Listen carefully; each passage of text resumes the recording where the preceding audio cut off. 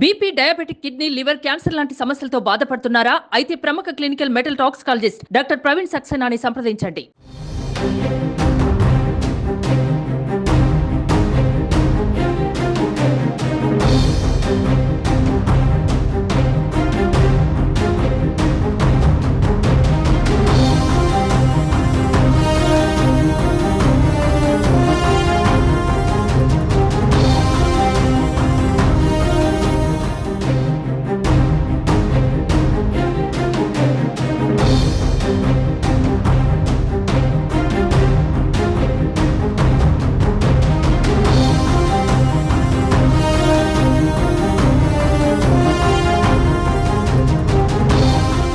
Telangana CM Revanth Reddy సంచలన నిర్ణయం తీసుకున్నారు. హైదరాబాద్ లో ఏపీకి కేటాయించిన భవనాలను జూన్ 2 తర్వాత స్వాధీనం చేసుకోవాలని అధికారులను ఆదేశించారు.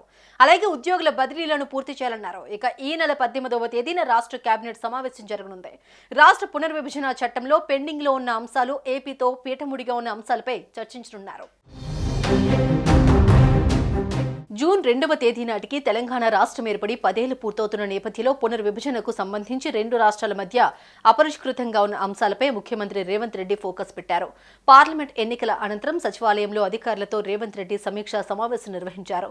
రాష్ట్ర విభజన అనంతరం ఉద్యోగుల కేటాయింపు మొదలు ఆస్తులు, అప్పుల పంపిణీకి సంబంధించిన పెండింగ్ అంశాలన్నిటిపై నివేదిక తయారు చేయాలని అధికారులను ఆదేశించారు.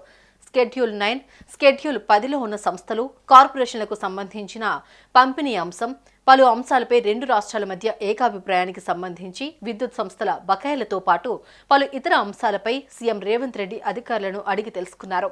రెండు రాష్ట్రాలు సామరస్యంగా పరిష్కరించుకునేందుకు వీలున్న ఉద్యోగుల బదిలీల వంటి అంశాలు పూర్తి చేయాలని ఆదేశించారు.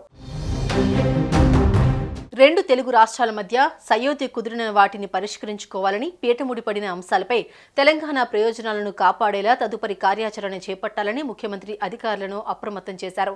10 ఏళ్లు పూర్తవనుండటంతో పునర్విభజన చట్టం ప్రకారం ఉమ్మడి రాజధానిగా ఉన్న హైదరాబాద్ కేవలం తెలంగాణ రాష్ట్ర రాజధానిగా మారనుంది. ఈ 10 ఏళ్ల కాలానికి ఏపీకి కేటాయించిన లేక్ వ్యూ గెస్ట్ హౌస్ వంటి భవనాలను జూన్ 2 తర్వాత రాష్ట్ర ఆధీనంలోకి తీసుకోవాలని ముఖ్యమంత్రి అధికారులను ఆదేశించారు. పునర్విభజన చట్టం ప్రకారం పెండింగ్ లో ఉన్న అంశాలు, ఇప్పటి వరకు రెండు రాష్ట్రాల మధ్య ఏకాభిప్రాయంతో పంపిణీ చేసుకున్న వివరాలపై సమగ్రమైన నివేదికను తయారు చేయాలని అధికారులను ఆదేశించారు.